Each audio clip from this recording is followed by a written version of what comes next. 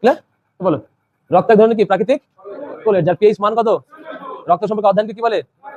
Haematology. PH মান দেখলাম। রক্ত কি ধরনের টিস্যু? কানেক্টিং টিস্যু, তাই না? রক্ত তৈরি হয় কোথায় দেখলাম আমরা? দুই জায়গায় দেখলাম আমরা, লিভারের মেসোট্রামে, আর এটা কি, আর এটা দেখলাম আমরা অস্থিমজ্জায়। অস্থিমজ্জায় বা বোন ম্যারোতে কাদের তৈরি হয় রক্ত? কাদের? সাধারণ মানুষের। আর যারা ভ্রূণ অবস্থায় থাকে তাদের লিভারের মেসোট্রামে তৈরি হয়। পুরুষের দেহের রক্তের পরিমাণ দেখবে মোটামুটি অ্যাপ্রক্স 5.5 থেকে। আমরা কি পড়বো আজকে বায়োলজির? ব্লাড সম্পর্কে, ঠিক আছে?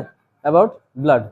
ব্লাড সম্পর্কে পড়লে আমরা দেখবো যদি রক্ত সম্পর্কে অধ্যয়নকে বলি আমরা একটা স্পেসিফিক, তাকে আমরা কি বলি না তো হেমাটোলজি বলি। কি বলি? হেমাটোলজি। রক্ত সম্পর্কে যদি অধ্যয়ন থাকে তাহলে কি বলবো আমরা?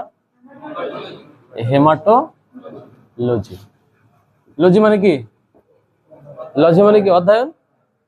তাহলে যদি বলি আমরা কার্ডিওলজি মানে কি? কি সম্পর্কে অধ্যয়ন? হার্ট সম্পর্কিত অধ্যয়ন। বায়োলজি শোনা নাই? লজি লজি লজি মানে কি? অধ্যয়ন। সো আমরা দেখবো ব্লাড, যদি ব্লাড সম্পর্কে অধ্যয়ন করে কেউ, সেই অধ্যয়নকে আমরা কি বলবো? হেমাটোলজি। এই ব্লাড আমাদের মানব শরীরের কথা যদি বলি, ব্লাড কি কাজ করে? ব্লাড কি টিস্যু নাকি সেল? কি ব্লাড? ব্লাড হলো এক ধরনের টিস্যু বা কলা। ব্লাড কি এক ধরনের কি টিস্যু বা কলা। কি ধরনের কলা? যে ব্লাড আমাদের সারা শরীরকে কি করে? কানেক্ট করে। কি করে? করে না শরীরকে? পায়ের পাতা থেকে শুরু করে মাথা পর্যন্ত টোটালটা কানেক্ট করে কে? ব্লাড।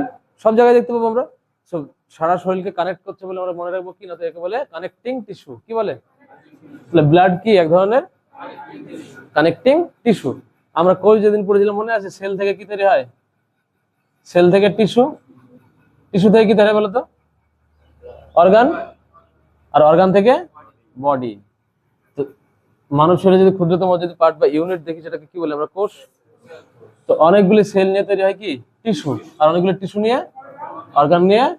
তো আমরা যদি টিস্যুকে দেখি, আমরা যদি টিস্যু বা কলাকে দেখি, যার টিস্যু বাংলা অর্থ কি? কলা। যদি আমরা কলা দেখি আর আমরা যদি রক্তকে দেখি, তাহলে দেখবো কি? জানবো যে রক্ত হলো এক ধরনের কি টিস্যু না তো? Connecting tissue. কি টিস্যু? বা সংযোজী কলা। হ্যাঁ, কি কলা? কানেক্টিং টিস্যু বা সংযোগী কলা। তো এই ব্লাড আমাদের শরীরে সাধারণত দেখতে পাই কি? লাল রঙের। রক্ত মানে কি মনে হয়? লাল। ব্লাড সম্পর্কে আমরা বিস্তারিত পড়বো এখন। ব্লাড হলো এক ধরনের প্রাকৃতিক কি? কলয়েড। ব্লাড কি না তো? এক ধরনের প্রাকৃতিক কলয়েড, যার মধ্যে দেখবো আমরা বিভিন্ন রকম পদার্থের মিশ্রণ। বিভিন্ন রকম পদার্থের মিশ্রণ। তার মধ্যে আমরা অনেক কিছু দেখবো, যেমন প্রোটিন দেখতে পারি, বিভিন্ন জৈব অজৈব পদার্থের মিশ্রণই কি? রক্ত। ক্লিয়ার? এই রক্ত যদি দেখি, আমাদের রক্তের ইউজ বা কাজ, রক্তের ইউজ বা কাজ যদি দেখি আমরা বইয়ের ভাষায় না, সাধারণত মনে রাখবো আমরা রক্ত কি করে আমাদের শরীরে, বলো তো? কি করে রক্ত? রক্ত কি করে? রক্ত আমাদের শরীরে মূলত দেখবো আমরা আমাদের উষ্ণতাকে ঠিকঠাক বজায় রাখে। কি রাখে? শরীরের উষ্ণতা বজায় রাখে। শরীরের উষ্ণতা বজায় রাখে। আর কি করে? রক্তের মাধ্যমে দেখবো আমরা অক্সিজেন পরিবাহিত হয়। কি পরিবাহিত হয়? অক্সিজেন পরিবাহিত হয়। ক্লিয়ার? রক্তে কি পরিবাহিত হয়? অক্সিজেন। আমরা যে অক্সিজেন নিই, সেই অক্সিজেনটা যায় কিসের মাধ্যম দিয়ে? রক্তের মাধ্যম দিয়ে। বোঝা গেল? সারা জায়গায় রক্তের মাধ্যমে ছড়ে যাবে কে? অক্সিজেন। তো আছে অনেক কাজ, আমরা মূলত জাস্ট জানবো কি না তো রক্ত আমাদের শরীরের উষ্ণতা রাখতে সাহায্য করে। আর কি করে? অক্সিজেনের মাত্রা কি করে? বজায় রাখে। কি রাখে? ওকে। তো রক্ত এক ধরনের কি না তো প্রাকৃতিক কি? প্রাকৃতিক কলয়েড। রক্ত দ্বিতীয়ত কি দেখলাম আমরা? রক্ত এক ধরনের কানেক্টিং টিস্যু। কি টিস্যু? Connecting tissue. ওকে।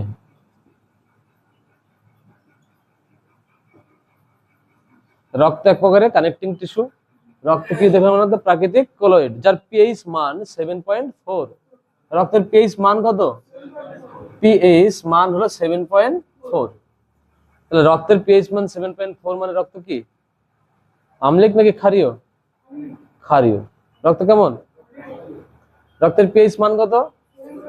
7.4। পরীক্ষাতে প্রশ্ন আসে, এবারে এসেছিল এই যে কদিন আগে যে পিএসসি ক্লার্কশিপ পরীক্ষাটা হলো, ক্লার্কশিপ পরীক্ষাতে যে রক্তের পিএইচ মান কত? কত? 7.4। রক্ত এক ধরনের প্রাকৃতিক কলয়েড। আর কি দেখলাম? রক্ত হলো কানেক্টিং টিস্যু। রক্ত কি? কানেক্টিং টিস্যু, এক ধরনের প্রাকৃতিক কলয়েড, যার পিএইচ মান দেখলাম আমরা কত? 7.4। 4। এই রক্ত যদি বলি তৈরি হয় কোথায়, রক্ত কোথায় তৈরি হয়? রক্ত তৈরি হবে আমাদের বোন ম্যারো বা অস্থিমজ্জায়। কোথায় তৈরি হয়? বোন ম্যারো বা অস্থিমজ্জা। অস্থিমজ্জা বুঝি আমরা, কে বুঝিস অস্থিমজ্জা? অস্থিমজ্জা মিন্স যেটা হাড়ের ভেতরে থাকে। মুরগি যখন খাই দেখি তো হাড় চাপিয়ে খাই না আমরা, কি দেখি ভেতরে লাল লাল, যদি খাসি খাই টানে না, তো ওর ভেতরে কি থাকে? অস্থিমজ্জা।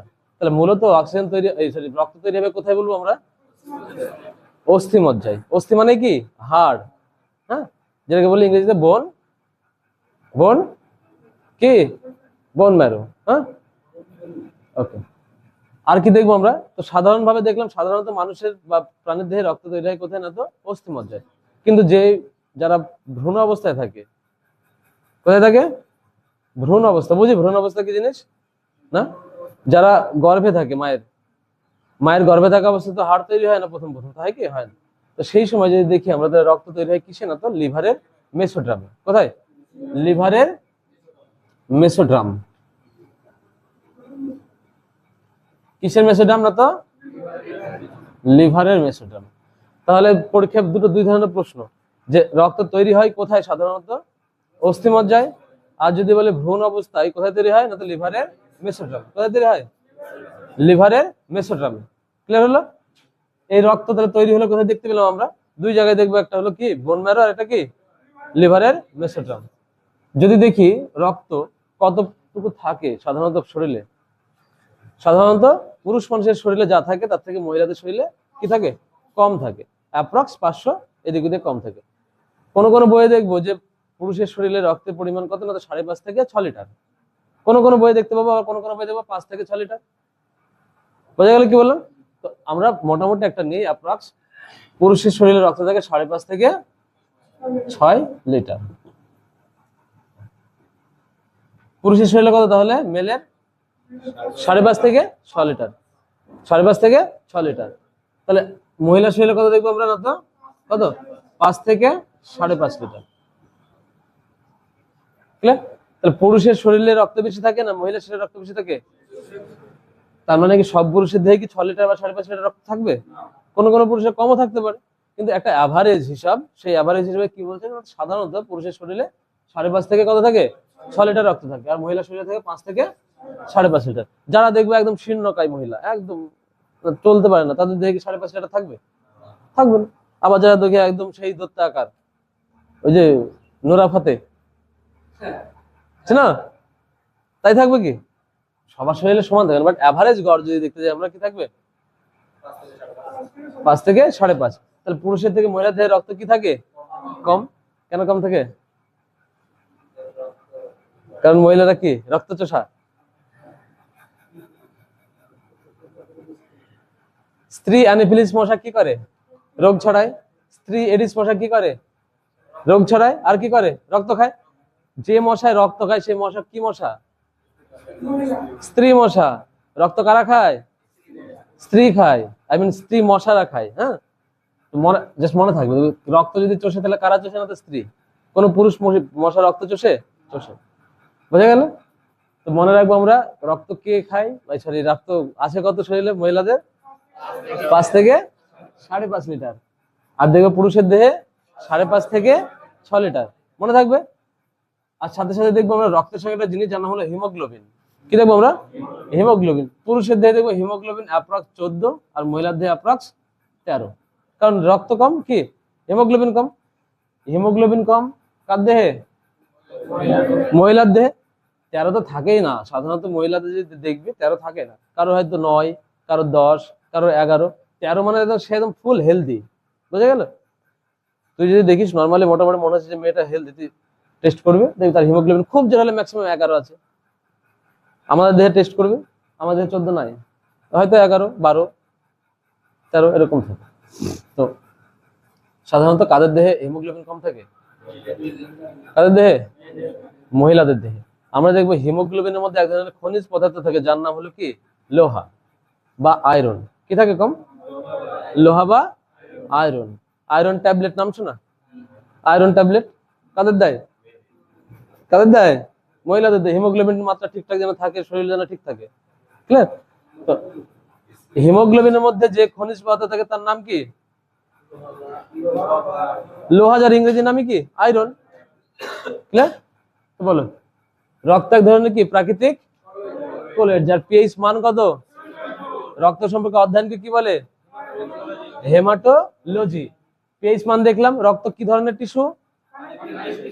কানেক্টিং টিস্যু, তাই না? রক্ত তৈরি হয় কোথায় দেখলাম আমরা? না তো দুই জায়গায় দেখলাম, একটা লিভারের মেসোড্রামে, আর একটা কি, আর একটা দেখলাম আমরা অস্থিমজ্জায়। অস্থিমজ্জায় বা বোন ম্যারোতে কাদের তৈরি হয় রক্ত? কাদের? সাধারণ মানুষের। আর যারা ভ্রূণ অবস্থায় থাকে তাদের লিভারের মেসোড্রামে তৈরি হয়। পুরুষের দেহে রক্তের পরিমাণ দেখবে মোটামুটি অ্যাপ্রক্স 5.5 থেকে 6, প্রায় কিন্তু, হ্যাঁ, প্রায় 5.5 থেকে 6 লিটার। আর যদি আমরা মহিলার দেখি সেখানে দেখবো কত? 5 থেকে 5.5। হলো ক্লিয়ার?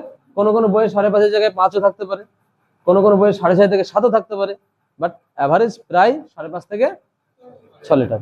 হলো ক্লিয়ার? এটুকু দেখি। আর কি দেখবো আমরা? পিএইচ মান দেখলাম। পিএইচ মান কত? না তো 7.4। সাথে হিমোগ্লোবিন দেখলাম কত আমরা? 14 আর 13।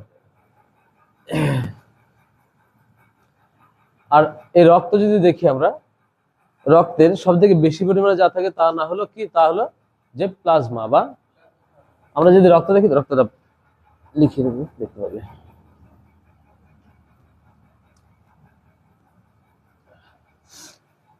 এই যে রক্ত, আমরা রক্তকে দুটো পার্টে যদি ভাগ করি, তো একটা পার্টে দেখবো কি না, তো সব থেকে বেশি পরিমাণে থাকে প্লাজমা। কি থাকে?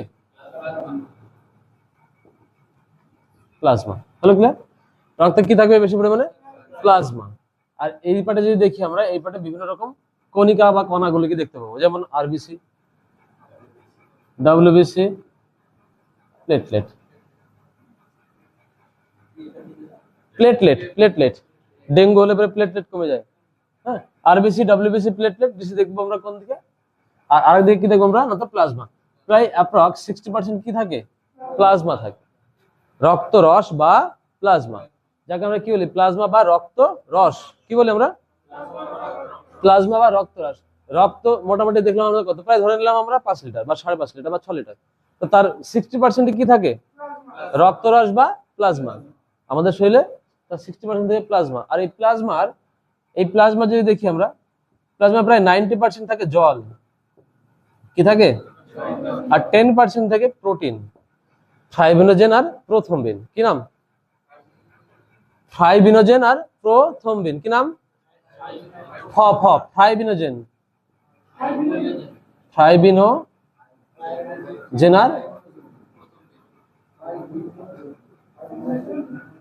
ফাইব্রিনোজেন আর কি? প্রোথ্রম্বিন। আমাদের রক্তে সবথেকে বেশি পরিমাণে কি থাকে? প্লাজমা বা রক্ত রস। কি থাকে? প্লাজমা বা রক্ত রসের 90% কি থাকে? জল। আর 10% থাকে ফাইব্রিনোজেন আর কি? প্রোথ্রম্বিন। কি থাকে? ফাইব্রিনোজেন আর প্রোথ্রম্বিন। আমরা যদি প্রোথ্রম্বিন আর ফাইব্রিনোজেনকে যদি বাদ দিয়ে রক্ত থেকে, তাহলে পাই যেটা, সেটা হলো সিরাম। কি পাই? রক্ত থেকে ফাইব্রিনোজেন, প্রোথ্রম্বিনকে বাদ দিলে যেটা পাই সেটা হলো সিরাম। আর বিভিন্ন রোগ পরীক্ষা করার জন্য যেটা কাজে লাগে সেটা হলো কি না, তো সিরাম। রক্ত পরীক্ষা করতে গেছিস কখনো? দেখেছিস কি রক্ত পরীক্ষার ল্যাব? চোখে দেখেছিস কি? যেখানে রক্ত পরীক্ষা করে, ভিডিওতে হোক এমনি বাস্তবে দেখেছিস? দেখবি ছোট ছোট এতটুকু কৌটো থাকে। হ্যাঁ, কৌটোর মধ্যে দেখবি যে রক্তের উপরের দিক থেকে জল জল হলুদ হলুদ একটা জিনিস থাকে, থাকে না? এই হলুদ হলুদ দেখতে জিনিসটার নাম হলো সিরাম। কি তার নাম?